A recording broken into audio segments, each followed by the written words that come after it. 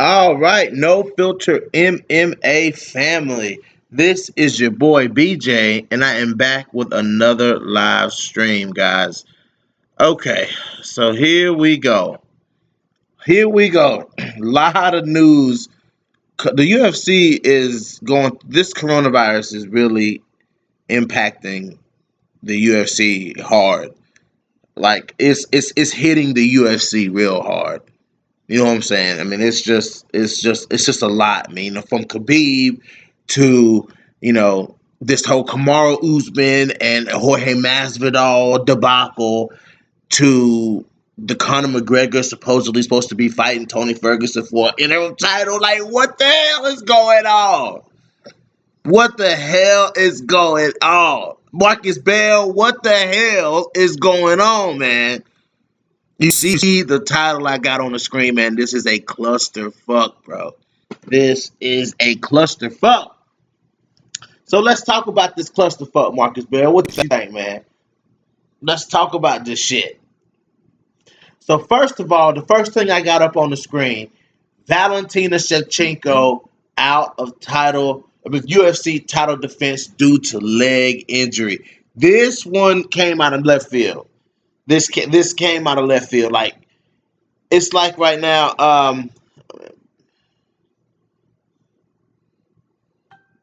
um, what I was saying. So you never hear of Valentina Shevchenko being injured. Like, that's just not what you hear. You just don't hear Valentina Shevchenko is injured. But Valentina Shevchenko is injured. Like, if anything bad can happen, it's gonna happen right now. It's like everything, like the dominoes are just falling right now. The dominoes are just falling, and they're falling. They falling, man. They're fucking falling. It's if there was ever a bad time in MMA, this is probably the worst time in MMA right now. I mean, we have huge fights being canceled. We have champions being injured. We have, you know, all kind of stuff going on. You know, people feuding, champions feuding. It's champions being arrested. I mean, it's fighters stealing. You know what I'm saying? Aside essential things from people's front porches. I mean, it's just it's just like right now, like it's just a lot of drama. Bellator having to cancel events. It's just right now it's just a crazy time for the UFC and the MMA world and Bellator and everywhere. It's just a bad time right now. You know, but let's talk about this Valentina Shevchenko injury, guys. This is the biggest. This is a big piece of news. So I kind of want to get to it first. So let's read this article. UFC women's flyweight title fight was planned for UFC 251 is off. That's for UFC 251. This ain't just bleeding over into UFC 249. This whole thing isn't just affecting UFC 249. This whole bad time, this bad aura, this black cloud that's hanging over the MMA community. It's going past 249. So it says that was planned for UFC 251 is off. Valentina Shevchenko, the champion, is injured and out of the scheduled bout against Joanne Calderwood. Shevchenko confirmed Tuesday on ESPN. Calderwood first mentioned the cancellation in an interview with MMA Fighting. UFC 251 is planned for June 6th in Perth, Australia. Shevchenko versus Calderwood was set as the co-main event of the card. Okay, Shevchenko told ESPN that she sustained a leg injury in her title defense against Caitlin Chukagian at UFC 247 in February. Okay, well that makes sense. That makes sense. I mean, okay, that makes sense because Valentina is trying to make these quick turnarounds. Valentina is trying to be an active champion, and if Valentina suffered an injury in a fight, and she's trying to turn around quick and fight again, you know. This is some of the possibilities of things that can happen if you're an active champion. You can carry injuries from one fight to the next, and that's exactly what's happening with Valentina Shevchenko. She's carrying injuries from last fight into the new fight. You know what I'm saying? So it is what it is.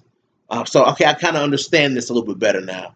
Called us that she did not heal all the way. She said that she believes she will be healthy and ready by the end of August.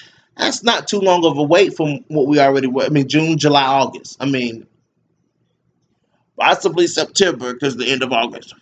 Calderwood says she expects her title shot to be pushed back to another date and that maybe it isn't the worst outcome due to the coronavirus pandemic and not allowing fighters to access their gyms. Very true. It could be a blessing in disguise, Calderwood told MMA Fighting. Shevchenko, 19-3, is ranked ESPN's number 2 pound-for-pound women's fighter in the world. The Kyrgyzstan native no, she's not. Actually, she's the number 3 because Weili Zhang snatched that spot from Valentina Shevchenko. Um, the Kyrgyzstan native is won 5 straight with 3 flyweight title defenses. Shevchenko, 32, has lost to only one woman in the UFC, bantamweight and featherweight champion and current pound-for-pound queen, Amanda Nunes, twice. Barely. Let's be real now. Calderwood, 14-4, has won 2 of her past 3 bouts. The Scotland native is coming off of a split decision win over Andrea Lee at 242 last September. Calderwood, 33, is ranked number 4 among the women's flyweight fighters by ESPN. But okay, let me say something about that right quick.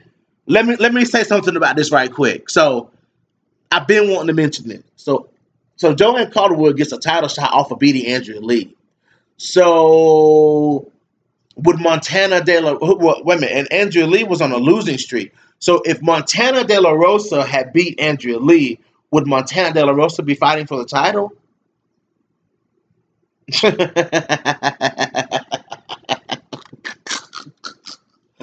I'm just asking the question. I'm just asking the question.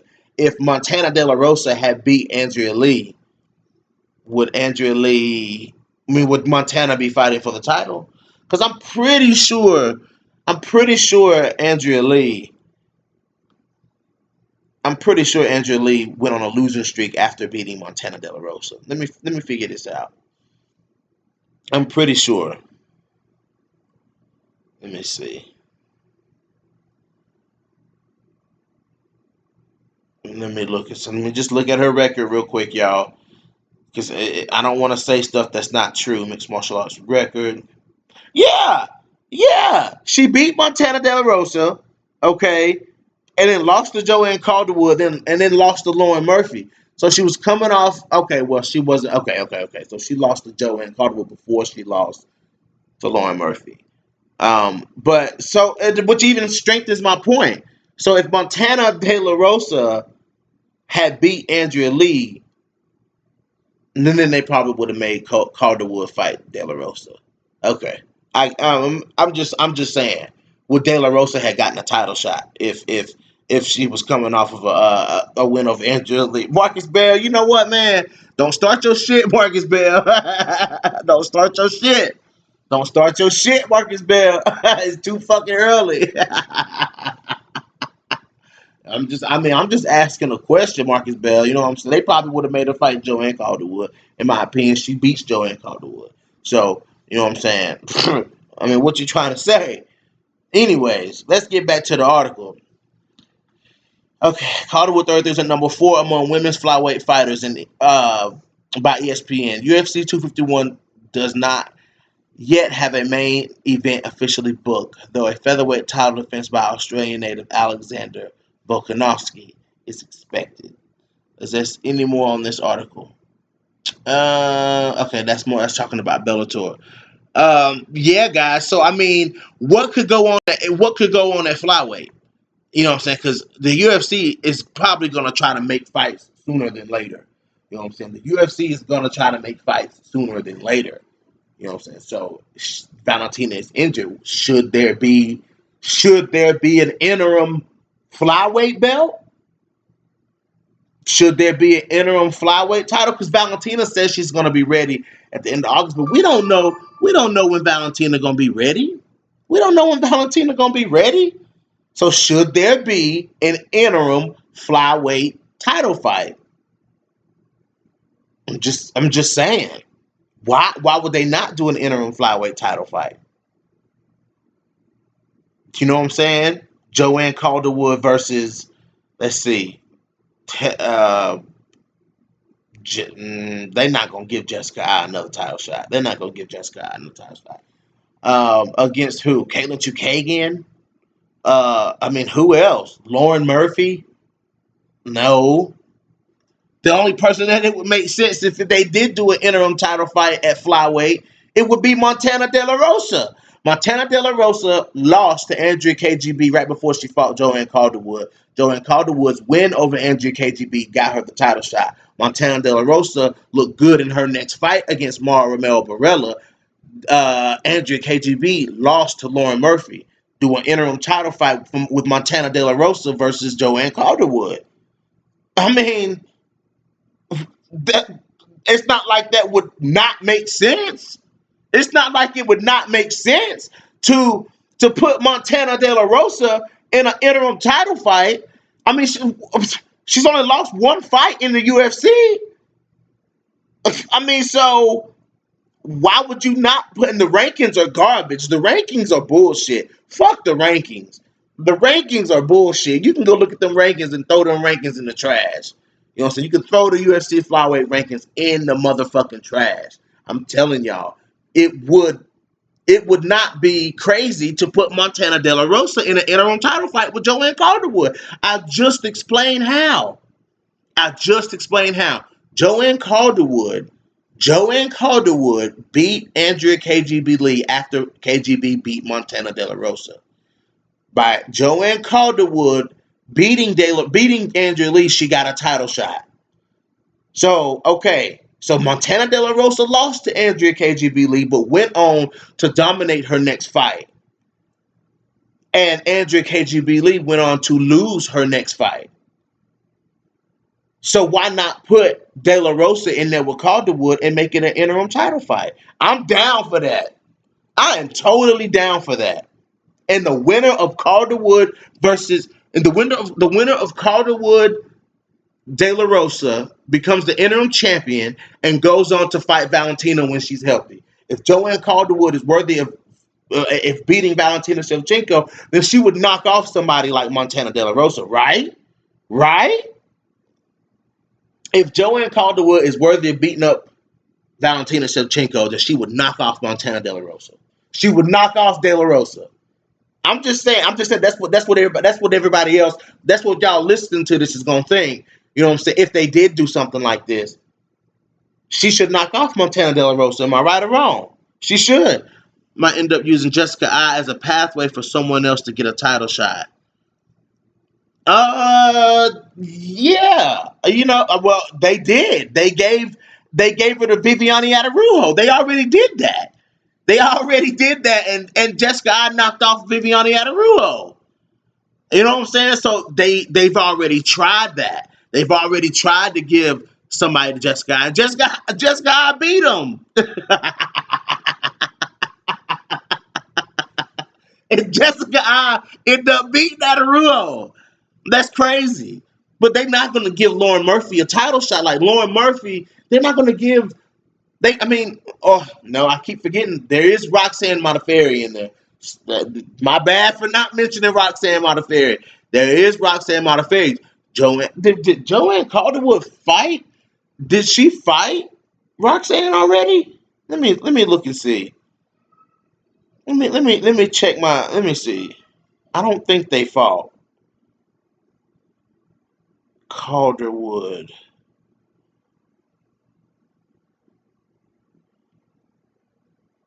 Let me see if they've already fought at flyweight. No, they have never fought. They've never fought. Nope. Joanne Calderwood and Roxanne Modafferi have never faced each other. Wow. Roxanne. Yeah. Okay. So all right. So I would say that Roxanne Modafferi would get an interim shot before Montana De La Rosa. I got to be realistic here. I got to be realistic.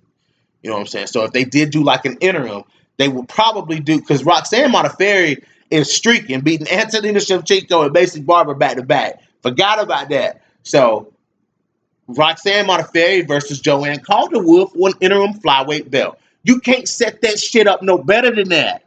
You can't set that shit up no better than that. And then Montana De La Rosa will probably get the loser of the interim fight. You know what I'm saying? That would push her up if she was to win that fight. Boom, Montana De La Rosa at this moment has a clear shot to the title. You know what I'm saying? Because there's not many girls up there that's really gonna beat Montana De La Rosa. You know what I'm saying? Like, I don't think Joanne beats De La Rosa. I don't think Murphy beats De La Rosa. And I don't think Chukagian can beat De La Rosa. I don't. You know what I'm saying? So, I mean, really, and Jennifer Maia, if she was to come in and miss weight, you know what I'm saying, could probably bully De La Rosa as far as like strength. Because, I mean, Jennifer Maia is big when she misses fucking weight. You know what I'm saying? Like, she's big as fuck when she misses weight. So, but really, I mean, as crazy as it sounds, guys. Like, it's crazy. Excuse me, no, it's crazy as it sounded a year ago when I was telling y'all that Montana De La Rosa is going to get closer to that fucking title. And now that Montana De La Rosa is close to the title, she has a clear path. De La Rosa has a clear fucking path to the belt. You know what I'm saying? I'm telling you right now.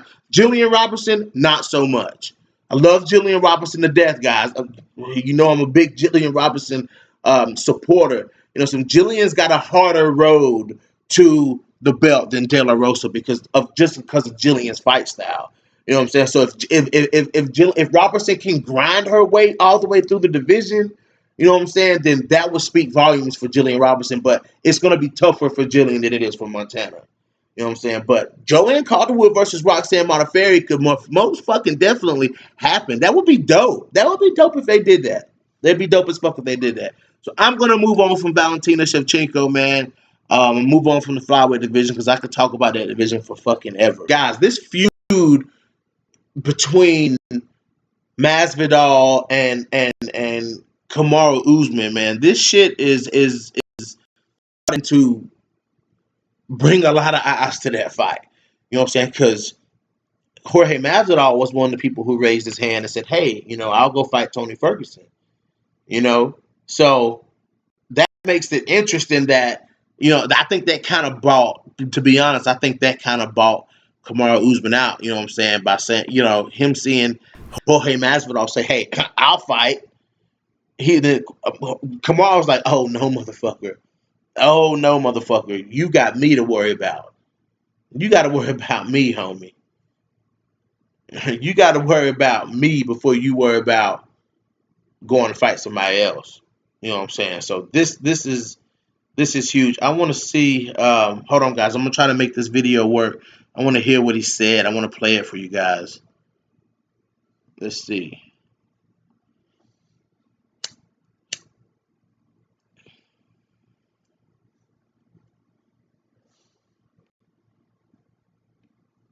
Let's see.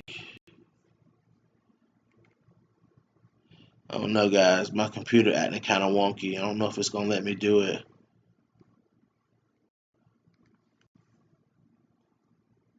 I'm gonna try to make it work.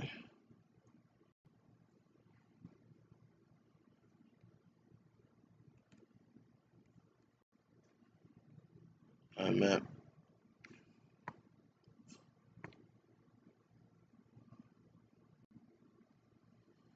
Anyways, guys, there it is. Kamaru Usman says that he wants to make.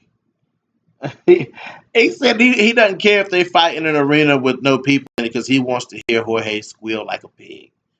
Now that's what the man said. Now I'm just telling y'all what the man said.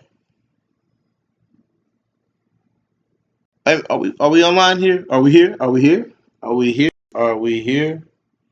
Hello.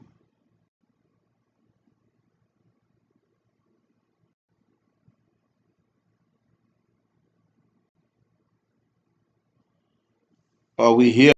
Can you guys hear me? Can y'all hear me? Hello.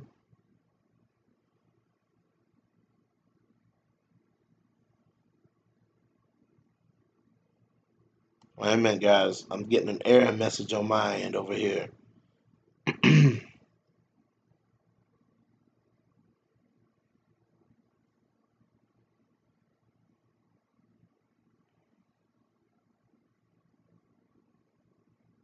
I don't know, guys. I don't know if you guys can hear me or not. My stream is acting up. Wait a minute, guys. Hold on.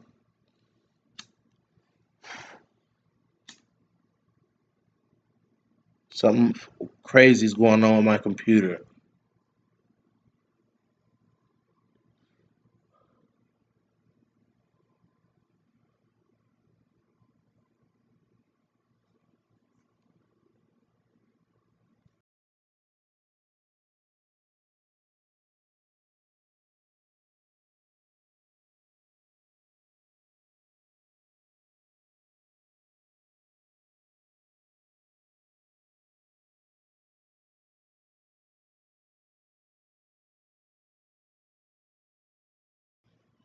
All right. Can you guys hear me now?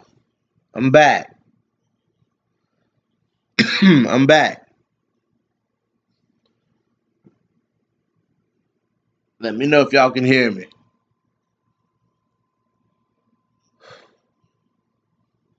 All right. Let me know. Let me know. Testing, testing. All right. So, anyways, I think we're good. I think we're good. I think we're back good. I think it's a little behind. It's a little. I think you guys are a little behind where I'm at. All right, guys. I'm sorry about that. Sorry about that, people. I'm very sorry about that. But let's take a listen to what he had to say. It's a 2-minute video. Let's listen. Let's see.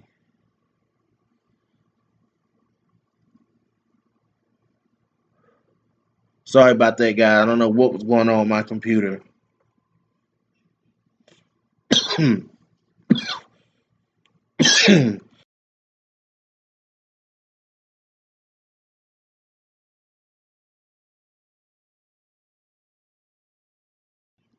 Hold on. I don't think it's gonna work. My computer just has a mind of its own today, y'all. Like I'm just telling y'all. I'm just telling y'all it has a mind of its own today. It doesn't want to cooperate. It doesn't want to play up to speed. It's a brand new computer and it's only being used for podcasting. And it's giving me problems. I have to call and get some express my frustrations a little bit. I paid good money for this computer. Anyways, anyways.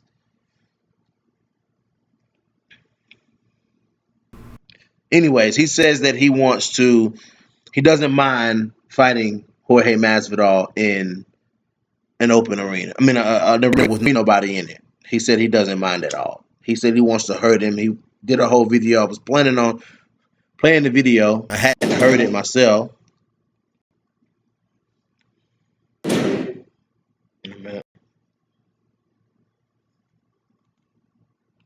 Maybe I can play it on my phone and just let you guys listen to it. How about that? I think that would be a whole lot easier. Let's try it that way. Because I want to hear what he said. I hadn't heard it. When I do these, like I don't go ahead and listen to the videos. I listen to it live. I get live reactions, guys. Let's see here.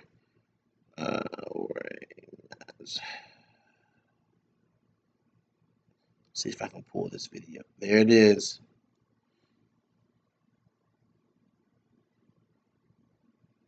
All right, I'm about to play this for y'all. Sorry for the technical difficulties, but here we go. I'm pretty sure you guys can hear it. Wait a minute. You don't want the fight. But guys, let me tell you guys the real reason why I wanted the fight. The real reason I wanted the fight is because, guys, this guy is so much hype. He understands. He knows he can't hold a candle to who I am, to what I can do. He knows that. This guy's all hype. He relies on the hype. He relies on all the casual fans to jump on the bandwagon. That's what he's relying on. But I knew that fight would not have people in the stands. It would be empty.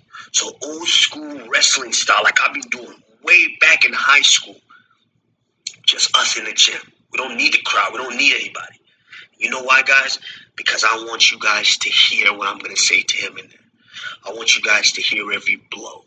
I want you guys to hear once I take him down, every punch, every elbow, every ground and pound strike I throw. I want you guys to hear him squeal like the pig that he is. I'm not even sure he's Cuban, guys. He could be Puerto Rican or Dominican or something. And nobody even knows. And they're not even claiming him. Not even Mexico is claiming him. Y'all seen him wearing the Mexican colors one day. The next day he's wearing this, he's wearing that. Nobody's claiming this guy. But I wanted you guys to hear him squeal like a pig, like the little bitch that he is. I wanted you guys to hear all the sounds, the weird sounds that he's going to make once I'm elbowing, I'm slicing up his face, once I'm dropping hammers on his face. I wanted you guys to hear all that. Nobody understands. No fans to cheer him on so he feels like he's somebody. Nobody, just me and him. That's why I like to break guys. That's what I do to guys. I break them physically. I break them mentally. And that's what I wanted you guys to hear. That's why I said I would take that fight. I hadn't been training, but I'll take the fight. Whoa. Because I want you guys to hear what I do to this guy inside. And now this guy's running around today. Him and his management. I'm not even sure it's him. It's his management team tweeting for him. But guess what? When you let your management team tweet for you, you condone that behavior. This guy's a fraud. He's a phony, guys. That's why I wanted to put him on blast. Okay. So we heard that. So we definitely heard that. We definitely heard every word of that. Kamaru Usman is very upset. Like Jorge Masvidal has done something. He has done something to Jorge Masvidal, man. I mean, Jorge Masvidal has done something to him. This is crazy. Wow. Kamaru Usman, like, no. Don't volunteer yourself. Don't volunteer yourself to fight Khabib or Tony Ferguson. No. You deal with me. You deal with me, buddy. You deal with me. That was intense. That's very intense. And Kamaru Usman is a very high level wrestler. You know what I'm saying? I mean, you have to take that into consideration. You know what Kamaru Usman is saying could very well happen. He could maul Jorge Masvidal, but we've seen Jorge Masvidal do very well on the ground with people. You know what I'm saying? Like he was in there. The fight with Damian Maia sticks out the most. You know what I'm saying? You know what I'm saying? He does have good defensive grappling. You know what I'm saying? So Jorge Masvidal can hold his own, and he throws heavy. He throws welterweight level strikes, like welterweight power strikes. You know what I'm saying? Like he's just as powerful as any other welterweight on the roster. You know, even though he come up from lightweight, you know, Jorge Masvidal has a lot of power. You see how he was able to put out Ben Askren. You see how he was able to stop Nate Diaz. I mean, he put out who did he knock out? Was it Darren Till? Knocked Darren Till out. You know what I'm saying? I mean, Jorge Masvidal. Let's not sleep on his power. So I just want to let it be known. You know what I'm saying? Like I kind of see his point. His point could very well be what happens. He could very well go in here and beat the hell, beat the hell out of Jorge Masvidal. But Jorge Masvidal, very calculated striker, very good fighter, very powerful kicks. His body kick is very fast. Jorge Masvidal is a very tricky, very fast fighter. You know what I'm saying? He very well could go in there and dominate this fight. He could dominate Kamaru Usman in a number of ways. You know what I'm saying? So, I mean, I would if I was Kamaru Usman, I definitely wouldn't take my chances trying to stand and trade with with Jorge Masvidal unless he sees something. If he sees something on the feet, then go for it. But don't stand in the pocket and trade with Jorge Masvidal, man, because Jorge can put you out. Jorge Masvidal, Kobe Covington ain't really knocking nobody out. You know what I'm saying? Like Kobe ain't really knocking nobody out. So Kamaru was able to stand and trade with Kobe because they were on the same skill set wise. Kamaru and Kobe are on the same level. You know what I'm saying? They both are high level wrestlers with a developed, learned, a good developed, solid, learned striking skill set. A very similar striking skill set. You know what I'm saying? But you know, as we seen with Jorge Masvidal, you know, he has knockout power, man. He has he has knockout power at welterweight. So you know, Kamaru's going to have to be careful with that. And as we see on the ground, you know what I'm saying, Kamaru Usman is very defensively good, defensively sound on the ground. So it's interesting. It's interesting, man. The way this whole thing is shaping up, man. But it's just like I said earlier, man. It's just a bad time right now. Like it's just a real dark cloud coming over. You know what I'm saying? It's a dark cloud over MMA right now. You know, and as I segue into this last topic, man, you know, and now they talking about Tony Ferguson versus Conor McGregor for an interim. But you gonna make Tony Ferguson fight for an interim belt again after y'all stripped him of the last one? Y'all gonna spit in his face and make him fight for an interim belt again? This is bullshit. This is bullshit, man. Like you know, I can't believe that Tony Ferguson is getting the shit end of all the sticks, man. Like Tony Ferguson gets the shit end of every stick, man. They're gonna put somebody else in front of Tony Ferguson. You know what I'm saying? Make him fight for the interim belt that he's always had. You know what I'm saying? They stripped him of the belt for really? I mean, come on, man. Tony Ferguson is the interim lightweight champion. And he's been the interim lightweight champion. And he's defended his interim lightweight champion for ever since he got it, he's defended it. He's if there is an interim, it wasn't Dustin Poirier. If there was an interim champion, it was Tony Ferguson. It was Tony Ferguson. You know what I'm saying? So I mean, it is what it is, man. Let's just be real here. You know, but Tony Ferguson is the only person. Khabib and Tony are the only people that they each should be fighting. They should be fighting each other and nobody else. That's all I have to say about it is that they should be fighting nobody but each other. Period. I mean, it's time for the UFC to stop putting. Even though this event keeps falling apart, when it's time to make this, when you, if you can't make it at the moment, pause and try to make it again right after. Don't put other people in front of Tony Ferguson, man, or in front of Khabib for that matter. Don't put other people in front of them and could possibly knock them off. You know what I'm saying? This is history. Both of these fighters are on a 12-fight winning streak in the UFC. Khabib undefeated. So I mean, come on, man. Let's not rob the MMA fans of that fight, man. Let's not rob the MMA fans of that. You're not gonna see fights like that come around very often because people are losing their O's. You know what I'm saying? Um, what was his name that Kevin Lee knocked out? Gregor Gillespie was undefeated. He got knocked out. Macy Barber was undefeated. She got knocked out. Antonina was undefeated. She got knocked out. You know what I'm saying? You know, so this is crazy. This is crazy, man. I don't know, man. John Jones should have been knocked out. You know, I mean, to be honest with you, he should have been knocked out. But we'll see, man. We'll see how this stuff plays out. Uh, I really hope they don't put nobody else in front of Tony or Khabib, man. That's the fight that needs to be made, in my opinion. That's the only fight that needs to be made. The only fight that needs to be made is Khabib versus Tony, not Gaethje. Even though I would love to see Gaethje versus Ferguson. Gaethje versus Ferguson is an interesting fight. So I would like, if they did do it, I want to see Gaethje versus Ferguson. But don't put anybody else in front of them, man. Let them boys fight each other. That's the only fight that needs to be made.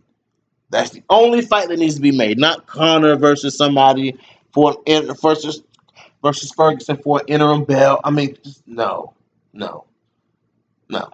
So I don't know, guys. Let's see how this whole thing plays out. Let's hope we get the fight that we really want to see, guys. There's still time.